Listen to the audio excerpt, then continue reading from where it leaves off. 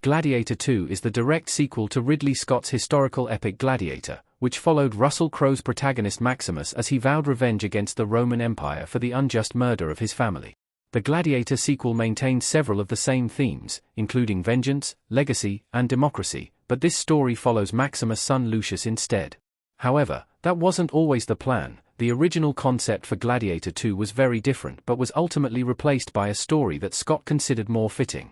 Prior to Gladiator 2's release, there had been much talk about whether Russell Crowe would join Gladiator 2's cast as Maximus Decimus Meridius.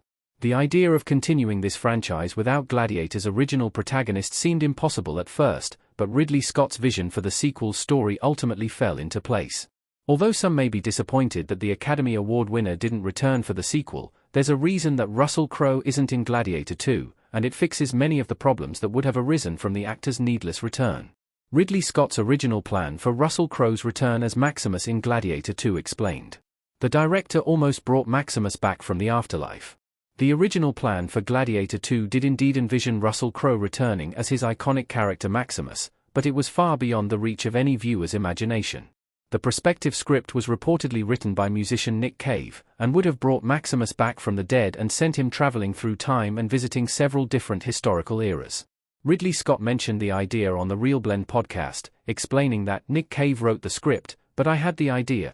The director continued, detailing his plan for Scene 1 of the prospective sequel. What I wanted to do is start the film in STYX, on the edge of the ocean, and you see him, this warrior, wandering in armor. Then, it's Maximus wandering, looking for where he's going to go next. The decision to bring Maximus back from the dead would have undoubtedly been very controversial, and the inclusion of time travel in the story would have marked an enormous tonal shift from the original, more grounded story. How Maximus returns through Lucius in Gladiator 2, and saves his life. The character doesn't come back, but his spirit is present. There are several references to Maximus' character in Gladiator 2, but the fabled warrior doesn't actually return in the sequel. He remains dead, completely eschewing Ridley Scott's original idea to bring him back from the afterlife. However, Gladiator 2 is still very closely connected to the original, and Russell Crowe's character plays an enormous role despite his absence. Maximus essentially returns in the sequel through his son Lucius, who's dragged back to Rome after being captured by the Roman forces in Africa. There's also a metaphorical return of Maximus in the final moments of Gladiator 2, as Lucius wears his father's armor in the fight against Macrinus and essentially channels his spirit to protect him.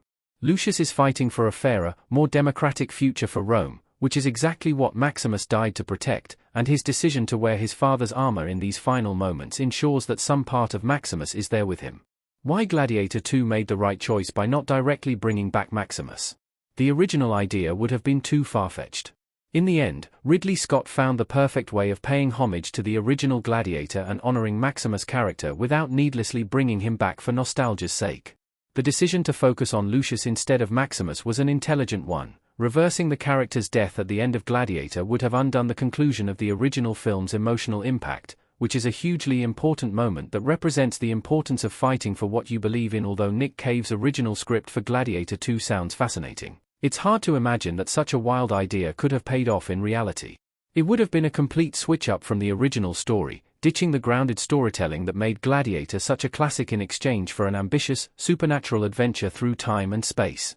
Lucius' story is much more engaging and interesting than anything that could have been stirred up by Maximus' return, and it ensures that the sequel remains in the same genre and general style as the original.